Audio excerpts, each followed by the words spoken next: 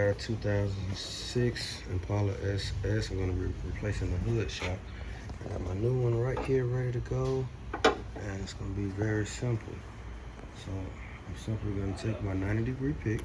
That's all I need. I'm gonna reach in this little crease here, pull it out.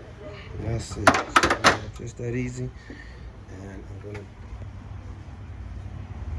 do the same thing on the bottom side. Try to get your view. Just reach in, pry it out, and pull it.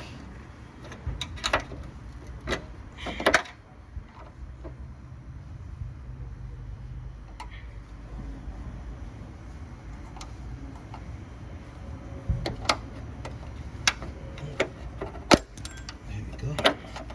And then just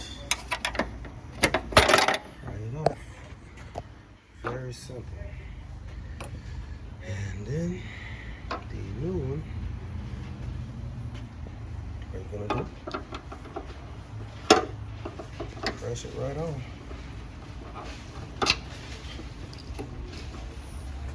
Alright, same thing here.